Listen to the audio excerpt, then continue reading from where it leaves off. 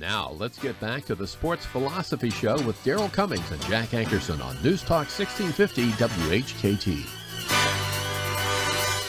And we welcome you back to the Sports Philosophy Show on this Wednesday, December 23rd, just 2 days before Christmas, so you got a couple of shopping days remaining. Universal Pest understands the safety of your family and home is first and foremost, which is why they offer pet-friendly, state-of-the-art services. Their A-plus rating with the Better Business Bureau is just one of the many reasons why they are considered the go-to pest control experts in our community. With locations on the south side and the peninsula, your friendly Universal Pest and Termite technician is just a click or call away. And as always, they offer no-charge inspections. Allow Universal Pest and Termite to protect your family and home. Just give them a call, 757-502-0200, 757-502-0200, or go to universalpest.com. Well, Jack, we have a special guest on the show here, Mr. Daniel Rudiger, who the movie Rudy was based on his life experience of getting into Notre Dame and also playing for Notre Dame. And if you want to follow his website as we're talking to him, it's rudyinternational.com. Mr. Rudiger, welcome to the Sports Philosophy Show. How are you doing today? Oh, I'm doing real well. In fact, I just got back from LSU, Baton Rouge, and spent a little time with the LSU coaches and their management team, but more importantly, I spent a whole day with two walk-on basketball players about 12 years ago who played for LSU, who formed a restaurant chain called the Walk-Ons. Very, very exciting. Wow. Really? And then we have a walk-on association that anybody who's a walk-on can join at walkonassociations.com. Whether you're a coach or whether you're a player, anybody that walked on into the sports field. We're very excited about that. So that's where I was. That's where I came from. And our philosophies are all the culture, the whole philosophy stands tall on who we are, what we are, and why we do what we do today, because we dream and we take risk and we execute. And we feel we should be there too, type of attitude. I got to ask you this question, mentioning that you just came back from LSU, and with Right. all the hoopla, so to speak, surrounding the possibility of Les Miles leaving and being asked to leave and then staying on there, what is it like down there now? Very, very awesome, very positive. In fact, they're going to do a whole new renovation of the whole football facilities. They were showing me that. The guys are excited. The kids are great. Les Miles is great. Brought me in his office, showed me. He was proud of his office, showed me little things with his kids.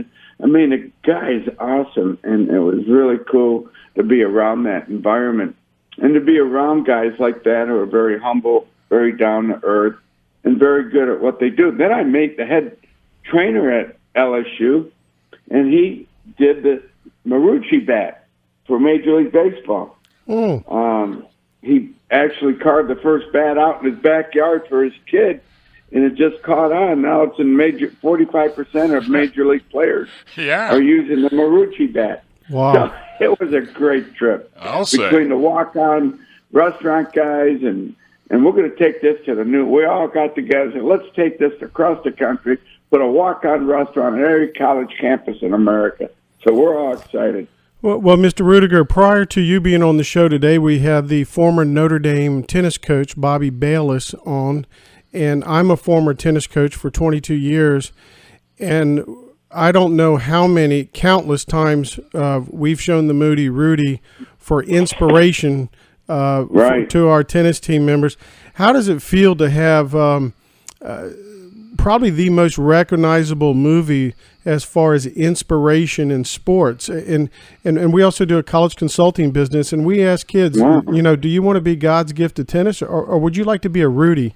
And they know what the word Rudy means. About it's someone who joins a team that really has no business being on that team, but they make the team better. And it's and if you look it up now, it's almost like in Wikipedia. Rudy equals, this word equals inspiration, and so forth. How does it feel to have a movie that is still inspiring people this day? Well, I don't take Rudy Rudiger serious, and I take Rudy, the message of the movie, serious, and I think that's why the movie worked, because we decided when I went out to Hollywood for 10 years trying to get people to listen, to deliver the message that we're all talking about now in a theatrical way, of a journey of an average guy that everybody could connect to if they just had the right attitude, change their attitude, do the things that are important, contribute to a team, contribute to society, contribute in the classroom, contribute your positive attitude with people, and the people will actually, the ones who have the talent, will execute on higher levels. So you become a very valuable person on that team or company or any walk of life. And we feel very strong about that. And that's why the movie keeps moving, because of that. It has that American fiber, that underdog, never quit, perseverance, belief, commitment, character, attitude. It's all said in that journey without saying you don't have to be a star to be someone. You're already a star. Right. Look at yourself in the mirror. You are somebody. The only competition you have is you. Look in the mirror. That's your competition. It's not the other guy. And that's the belief we have. And if you work hard, you can make the other guy better. It's all about good, solid competition. It's not about hate. It's about true love of the game and true competition. Now, as far as what was harder, getting into Notre Dame and doing what happened there, that inspiration, or actually getting the movie to become a reality? Mm-hmm. Because that story, that Jack and I have researched and studied, and we've watched, I think, every freaking YouTube there video is on you. I feel like we know you so well. We're ready to go to the movies with you and hang out with you. But what was harder, getting into Notre Dame or actually getting the movie produced? Well, Notre Dame was a challenge for the academic reasons, so I had to get there academically. But once I found the source to get there, the junior college, it became just do the work. The challenge was Hollywood and Notre Dame. Putting the movie together, that was the toughest one. That was the hardest one, because I already had the vehicle for Notre Dame. I had the GI Bill, which I was in the Navy, so that took care of the finances. I had the junior college. All I do is follow the rules and do the work and build relationships at Notre Dame, and you're in. Then the other thing is the football team. And I knew I was never going to be a star there. I just had to contribute, so that was good. Now, mentally it was hard. I knew I could do that, but I had a mental toughness that allowed me to do that. But Hollywood and Notre Dame, I didn't know anything about it. I didn't know anything about the politics. I didn't know anything about the money. I didn't know anything about script writing, movie storytelling, the dynamics of how the movies are made. So that was a 10-year journey and a lot of bumps and bruises, but the bumps became opportunities and the bruises became a segment of my chip on my shoulder. I'm going to get this done. And it all became a passion of purpose, not an obsession, but a purpose to give hope.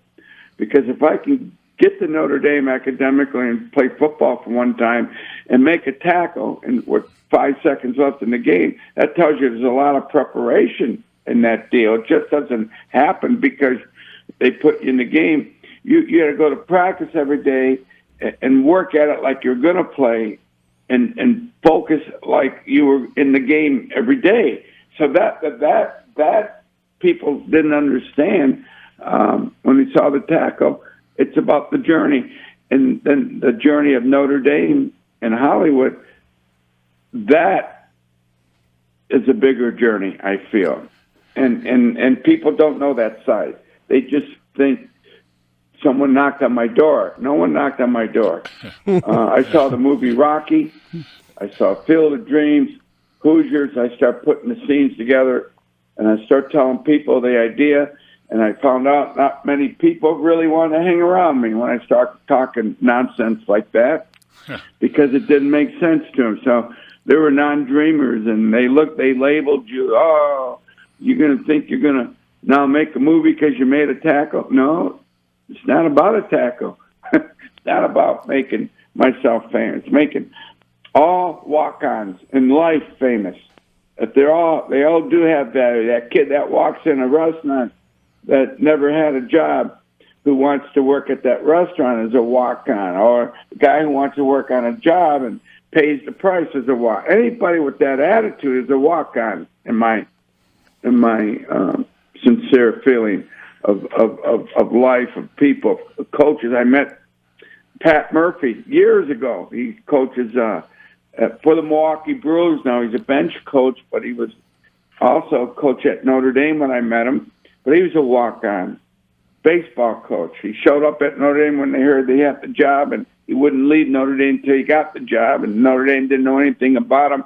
He was coaching at a little college in New York, and he was a big Notre Dame fan, and his dream was to coach at Notre Dame, and he shows up. Now he's got 36 Major League ball players in the major leagues. Yes, from Ethier to Bedroyer to you go on and on. I mean, I talk to him all the time, and he gets a lot of setbacks, but he keeps bouncing back because he's got that attitude. So that's the resilience that I'm talking about of people that have that mental toughness. Well, I certainly hope, Daniel, that he will do a good job with those Milwaukee Brewers, because I'm probably one of the only Milwaukee Brewer fans, being a native of Wisconsin, around here. So we're looking forward to great improvement, and he will certainly be a valuable assistant. Well, Greg Consul was one of his kids, and it was kind of like an underdog type kid. You're right. And now he's the manager. Yep. And they're teaming up. Listen. And here's what's great about guys like Murphy and Conso, because they've been there. They can embrace that. They can infuse that. It's a connection, and that's what they have. They can talk to those guys. These kids are different today. They're coming in. They have higher nutrition. They have higher toughness in the weight room. Physical attributes are bigger and better, and their expectations are way up there. So they got to learn, and they know how to talk to these kids and communicate to these professionals. And I know because my nephew played for Pat at ASU and played for the Orioles organization for 4 years in Double-A, and we don't know where he's going to end up now. But he just left the Orioles organization. We don't know where he's going to end up. But the point is, they all have that mental toughness because they go back to Phoenix. They hang around their pack, I call it. They hang around Bedroyer and Ethier. They go train together. They eat together. They talk together. Right. They work out together because they got that mental toughness that's been given to them by the coaches. So if you're worried about the Milwaukee Brewers achieving, if you're going to judge them by the record right away, it's probably not a good deal. No, we're just looking for improvement. They'll get it. I know. We will get it. Yeah. Hey, I work out in Vegas here at a gym called Lifetime, and I watch these two kids that I'm not going to mention their names, but they're pitchers for the Milwaukee Brewers, and they work their butts off. Terrific. And I got to tell you, my parents had a place in Madison, not Madison, but in Wisconsin, a little on a lake, White Lake, in Wisconsin. But my whole point is my connection is Barry Alvarez. I have a big connection in the Wisconsin area, in Milwaukee, Wisconsin. So I'm pulling for Milwaukee. Well, thank you. Out there, at least two of us, I know that now, Daniel, and that's great news. But I appreciate your comments. Well, listen. Well, Rudy's fine. My mother called me Daniel. She'll slap you. You hear you? No one calls my boy Daniel but me. Okay. Oh, I'm sorry. I get that. I'm serious. I saw her one day. Someone called me Dad, and she corrected him. I said, "Oh my God." Okay. Well, from now on, Mrs. Rudiger, it's Mr. Rudiger. That's the way it'll be. She called all the kids. All the kids were called Rudy because there's 14 of us, and they all called us Rudies, and that's what we went by. And the difference was the mother called us by our first name. And she was the only one that could do that. Oh, okay. All right. I get that. Yeah. But let me ask you about this. I wanted to ask you this question. You brought into Hollywood the whole thing about the creation of the movie and the whole 9 yards. What kind of relationship do you have with, or did you and do you, as a continuing relationship with Sean Astin? Well, it's always a relationship. It's always a brotherhood and a family deal with Sean and John Favreau. Right, Favreau, right. All those guys. Because Rudy meant something to them. This was their first big movie. Sean's first movie as a lead and Favreau's first movie as an actor in a feature film. And it meant something to these guys.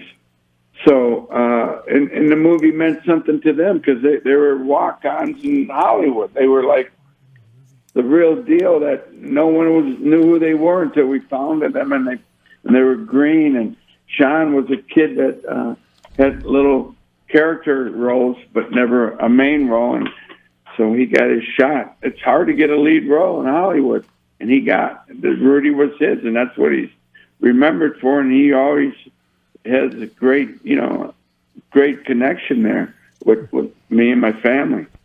Yeah, well. Rudy, you have a quote that's on the internet that we've shared with many of athletes, and I believe it says, "When you achieve one dream, dream another. Getting what you want is only a problem if you have nowhere to go next. Dreaming is a life occupation," and it's just really neat how that movie has inspired people and made society sort of a better place there. And we certainly want to thank you for being on the Sports Philosophy Show. It's been a real treat to have you and a true inspiration. And we're just very excited for you to be a part of this show, and certainly hope that you have a Merry Christmas. And again, thank you very much. Hey, no problem. Can you put the word out to all walk-ons of life? Go to walkonassociations.com and sign up. That'll be really cool. We'll do that through all of our promotions and so forth, and I'll send you a text at some point with a copy of this interview too we'll have it on YouTube and so forth. That'd be great. Well, again, thank you very much, and have a great Christmas, and thanks for being a great inspiration. The fact that we're in tennis is huge. I love it. Thank you very much. God bless you. Thank you, Rudy. All right, bye. Bye-bye.